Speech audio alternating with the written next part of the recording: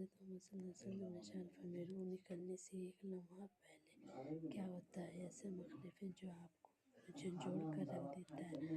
بزرگ جہاں روح موت کے بعد دیکھنا سنت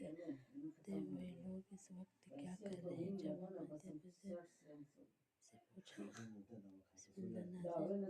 کبھی آپ نے یہ سوچا ہے کہ ایک دن ایسا بھی آئے گا جب آپ اپنی آنکھ میں ہمیشہ کے لیے بند کر لیں گے، پھر نہ کبھی کھول سکیں گے، اپنے پیروں کی آواز کا جواب دے سکیں گے، اور آواز آخری بار کانوں میں کیسے خاموش رہے وہ لمحے جسم نہیں ہے روح سفر روانہ ہر انسان کو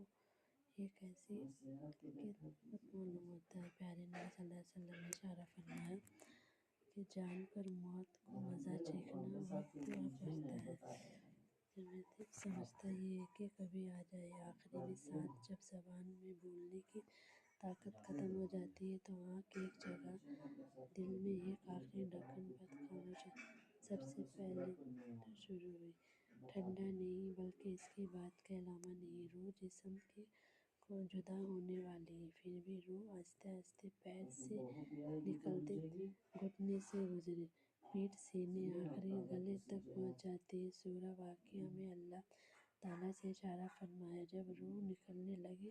پہنچ جائے تو اسی وقت ہم سب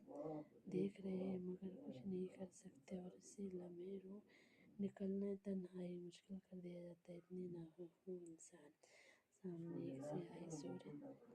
شیطان کی جو پوری زندگی کرنے کی کوشش کرتا ہے، آخری بار آتا ہے، کبھی ڈنڈا ساتھ کبھی دوستی تہذیب مفید لمحے کے گناہوں کے آنسو میں سب سے ایک ایک کر کے سامنے آ جاتا ہے، کبھی ماں باپ کی صورت بیان کر کوشش کرتا ہے، کبھی کسی راستے کی دعوت دیتا ہے، لیکن جس کے دل میں 5 سچا ایمان ہو،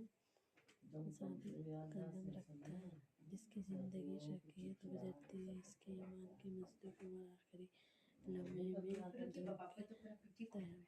بات یاد رکھنا چاہیے۔ شیطان کے پانی کا پیالہ لے کر آنے کے بارے میں کوئی تہذیب مفت نہیں ہوتی، اور مدعو کے طور پر ذکر نبی صلی اللہ علیہ وسلم نے فرمایا کہ تم جس حال میں مرو گے اس حال میں دوبارہ اٹھا جاؤ گے۔ جو شخص ایمان کے ساتھ زندہ گزرتا ہے اس کی زبان سے آخری کلمہ لا الہ الا اللہ نکلتا ہے، مگر